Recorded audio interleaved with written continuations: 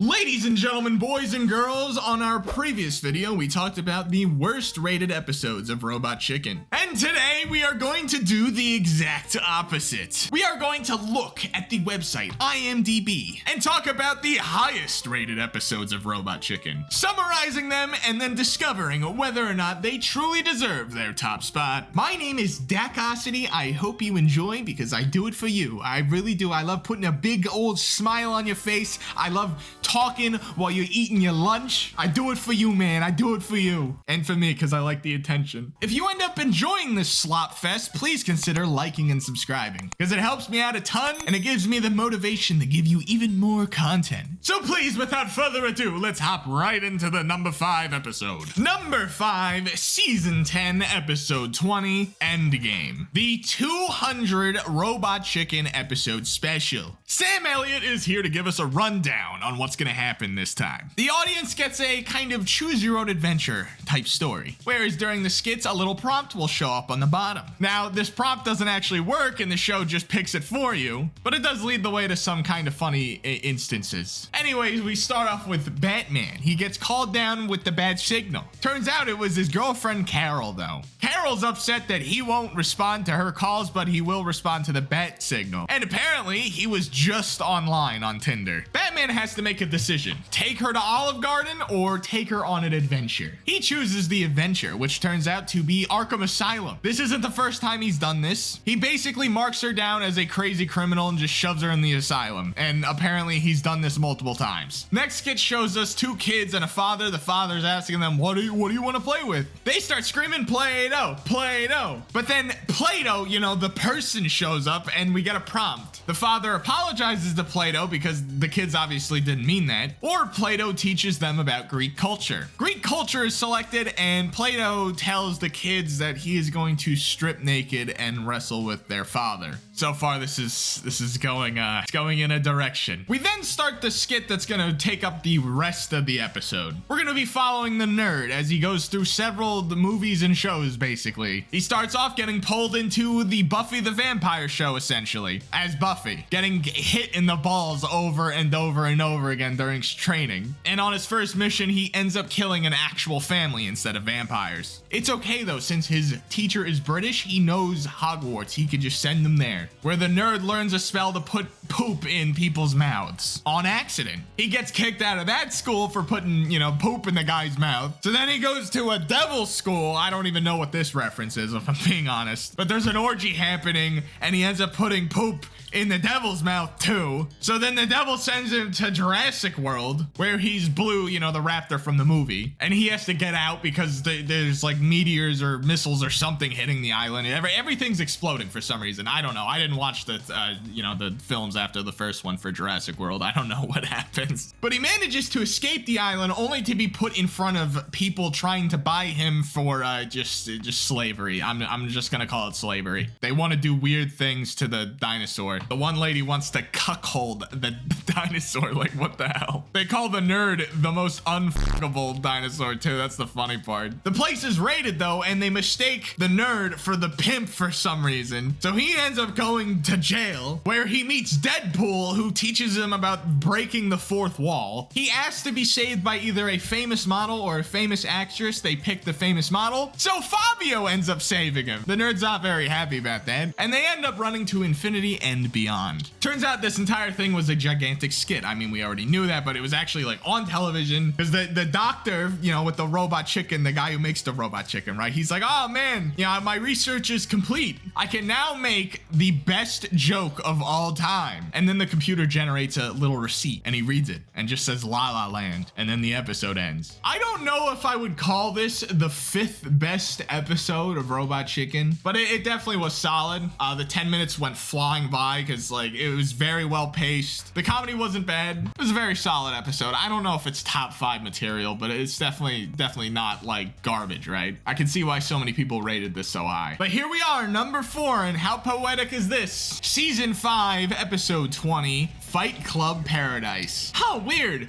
5 seasons down, same episode number. Oh, look at that. It is the 100th episode special. This one starts off with the robot chicken actually being freed by the housemaid on accident. So we start a skit where a guy and a girlfriend are in a theater, they're watching trailers, and the Sex and the City 3 one shows up, and he's very excited about that because apparently the second one bombed so much with men that they made the third one more masculine. And it's just a bunch of insane crap. Just like guns, violence, random stuff happening, random twists. Looks like a pretty decent movie to me if I'm being honest. He's like, Sex in the City 3, yeah, to the guy in the bag. Next up we have Yogi Bear, and it's not even in the normal robot chicken style. That's because it goes insane and the ranger goes full on Power Ranger mode. Yogi Bear does as well, and we get the coolest sequence ever of just people in costumes in the middle of bumfuck nowhere beating the hell out of each other. Turns out this was some American dude kind of pitching how to bring Yogi Bear to Japan to people, and the Japanese executives or whatever were not having it. They just left a sword on the table and left the room. I don't know why they would do that. This looked incredible. How could you not like Yogi Bear Power Rangers? Come on, guys. Imagine what it looked like filming that. Like, they definitely just went out into the desert and just did this. Probably in one take, in public. Next, apparently the pyramids were actually supposed to be giant boobs, but due to erosion, they turned into triangles. Now we're back, though, to the robot chicken story. The robot chicken is home. He's finally back to see his missus. But oh no, the doctor got there first. And he left a video showing the horrors that he's going to put his girlfriend through if he doesn't show up and come back. So we then get this one gigantic, awesome fight scene where the robot chicken is scaling the doctor's castle, fighting characters throughout the entire 5 seasons that this had previously aired on. We got the gummy bear that's screaming. I love that skit a lot.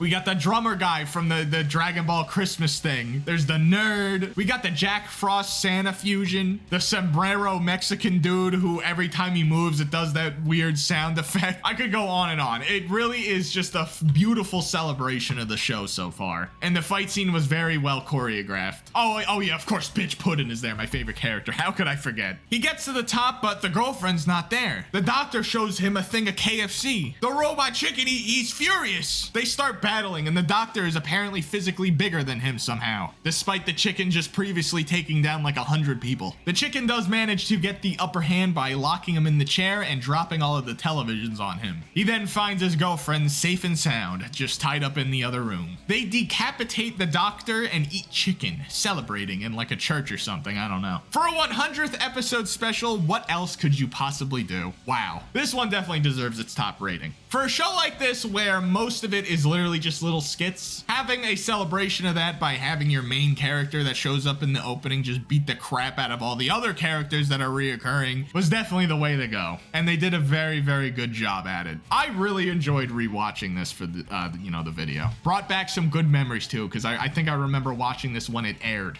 Anyways, on to the next one. Number 3 on our list is Season 2, Episode 18, Lust for Puppets. Now, I'm not going to mention every skit here because there is a lot. This is one of the older episodes, so it's literally rapid fire for the full 11 minutes outside of the one long one. Notable ones, though, are skits like this. I'm just going to play it. I don't even need the comment. Come on, team, you really rock. Check it out. I have a... Montezuma getting killed and then saying that he's going to have his revenge. His ghostly head then appears, saying revenge, and the Spaniard's pants becomes pooped in. This is going to be a recurring joke throughout the entire episode. I don't know what this is referencing, like the show, but this kid is a tiger stuffed animal and he thinks it's real, and they're playing and it's saying some screwed up things. The parents are worried because the kid looks like he's kind of losing his mind. It just keeps escalating and escalating until the tiger tells him to kill his parents, and he ends up doing it. And we finish it off by seeing him in the insane asylum just believing he's on Mars with the tiger. Relax, liberal. It's called dark humor. This guy's just pissing on his boss. There's clowns doing a funeral, but they're winding it up like a Jack in the Box, and it ends up just launching the dead guy into the stratosphere. That one was pretty funny. This guy sends a dick pic to his grandma on accident. Cameron Diaz gets cancer and starts hitting people in the dick and then blows herself up. This woman gives birth to 100 babies and then a bear. I know this is like a pop culture reference, but I don't even remember her name. This girl's dating and then marries Frankenstein, and the guy keeps shooting him because he thinks he's a monster, but he's really not, right? But then at the end, it's really funny because the wife of the father mentions that his name is Frankenstein.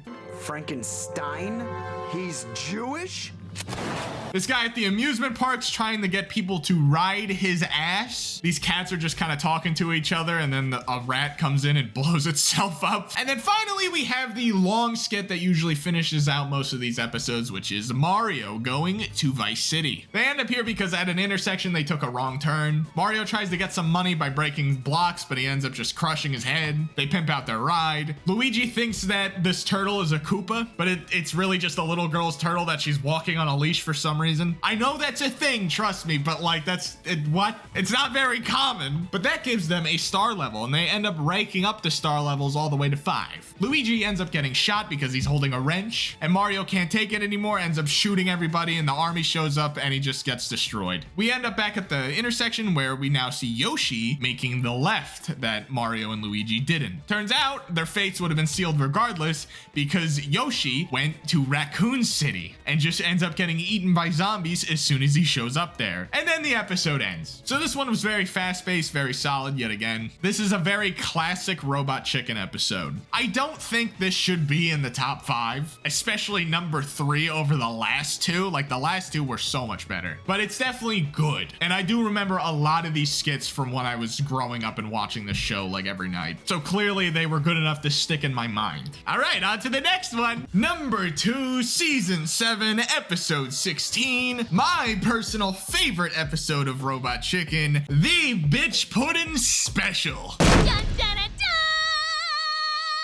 Bitch pudding! Granny Gran Crackers is dead, and the town is mourning the loss of her life. They're about to wrap up the funeral service when Bitch Puddin' enters the church. They think she's going to give a nice speech for once as she is talking about her cookies and stuff. But no, Bitch Puddin' hits them with the hook, line, and sinker and goes full-blown sicko mode on Granny. This was the last straw for the town, because that night Bitch Pudding is kidnapped in her own home. She wakes up on a bird going to a volcano. The bird that normally delivers the mail tells her that he was paid to make a very special delivery. Pudding is able to redirect the bird away from the volcano. Well, not the bird. The bird dies, but she's able to escape. And one of the funniest scenes in the whole special is when she is falling down the volcano, cursing nonstop, and it's just bleep after bleep after bleep. There's no joke here. It's just the implication that she's cursing for like 45 seconds straight is hilarious. I don't know why. I just find it very funny, okay?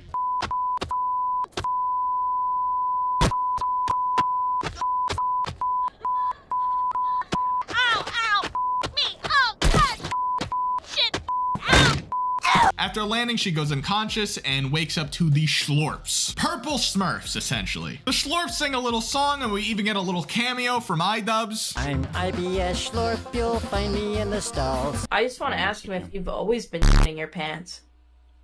No. Because since I've known you, you've always had, like, IBS. You've always been shitting yourself. Yeah, well. After fixing her up, they tell her that they are out of Schlorp nuts and will face starvation during the winter. In exchange for helping her get back to the town, she must confront the evil wizard squirrel that has been stealing their nuts. The squirrel opens the door and she immediately kills him. Turns out that was the wizard's life partner, and he's very upset about that. Chases her in the town and ends up just killing a bunch of Schlorps in crazy magical ways. Pudding is about to get away, but she has a Grinch moment and comes to the realization that these people helped her and she should help them. So she ends up fighting the wizard squirrel. She ends up defeating him, stabbing him in the brain with his own staff. The damage is done though, and most of the Schlorps are dead. So they end up dropping her off back at the town in the most FU way possible. Pudding is happy to be back in town, but it turns out that the entire place was against her from the start. They are celebrating her death as if it's some kind of holiday. So Pudding does what Pudding does best, be a bitch. While they're in church celebrating her death once again, it is lit on fire. They can't get out. The doors are shut and locked with a rake. They manage to get out, but Bitch Puddin' is waiting for them with a Gatling gun for some reason, completely decimating the population. Then it ends with Bitch Puddin' getting recruited into the Avengers by Nick Fury. 10 out of 10 episode. Best episode of Robot Chicken in my opinion, to be honest. Maybe some of the like Justice League specials are up there too, but oh my god, this is my favorite one, man. It's just one nice long story, tons of violence and edgy jokes with my favorite character of the whole series. Delicious. Give us Bitch Puddin' Special 2, please. It might exist. I don't know. I haven't looked at the newer seasons. But with that, we're going to go on to our #1 episode on IMDb. The Robot Chicken Walking Dead special. Look who's walking. Now, I want to preface this with saying that I am not a Walking Dead fan whatsoever. I have never watched the show, so I am not going to get any of the references here. Also, yes, I know. I just got out of bed. I thought it would be funny if I recorded with bedhead. Look at how fluffy it is. Oh my god. Anyways, this is a 22-minute special. The virus has been completely cured, and we find the nerd going to a museum talking about the Walking Dead, seeing all sorts of knickknacks and shit. Turns out, though, that most of the information the guy is spewing is incorrect. And this old guy, who I'm sure is an actual character in the show, again, I have no idea, starts telling him the real story of what went really down. And we get this really funny opening sequence with the chicken doing I'm assuming the Walking Dead theme. I don't know. It's funny. The first skit brings us to the CDC, where this doctor is trying to tell these guys that no, the virus was not caused by someone sleeping with the monkey. The other guys believe it and end up leaving. Turns out the doctor was in fact banging a monkey. Next up, this guy's wife is a zombie. She can remember where her home is, right? They're like, oh man, I wonder what other stuff the zombies can remember. Then we go throughout town seeing what all the zombies remember, including a bunch of bullies beating up on band zombies. We cut back to the house and oh my god, the wife brought in a Master Lock zombie to open the door. This guy and a zombie are both singing about being lonely and needing love or whatever, and he cuts off his hand to kind of give it to the zombie as a gift. I don't know, it's stupid. This guy needs a ride into town to save his family and makes a deal with the unicorn. The unicorn insists on him riding him bareback. Sorry about your shirt, I was aiming for your hair. The zombies start attacking and the unicorn doesn't really want to put up a fight until, well, you know, I'll just play the clip. Oh, wait, you've got a son? How old? What difference? No time. How old? 12. Now we've both got something to live for. This guy loses this girl's daughter, I'm assuming, and, well, he tries to pass her off as a log. This old dude and his wife are jumping over a bunch of stuff in their RV, and then they end up banging in it. Turns out the old dude was just disassociating because he was actually getting eaten by a zombie the entire time. Then we cut to these two dudes at a bar. The old man's like, I used to be a different guy back then. And we just cut to him doing a bunch of insane shit, especially like boxing a kangaroo. This kid sends off his zombie mom on a firework. This old lady keeps putting people down with her gun, including the audience. We then cut back to the nerd and the old man as they're talking while eating cafeteria food at the Terminus cafeteria. The old dude revealing that the food is people. As it cuts to a flashback, the Terminus group does musical theater in front of guests to try and eat them. Next up, we get a POV shot from a zombie. He just keeps getting the shit kicked out of him. This guy's a hostage and ends up biting the dude's dick. We cut to Jeffrey Dean Morgan's character, the only person I actually know because he was in The Boys and he's Conquest and Invincible. He's actually the voice actor of his character in this, funny enough. And he starts singing about killing people. He steals a red scarf from Snoopy. He then makes this kid open up his eye patch to reveal a giant hole in his eye. I actually remember seeing this scene in like shorts or something.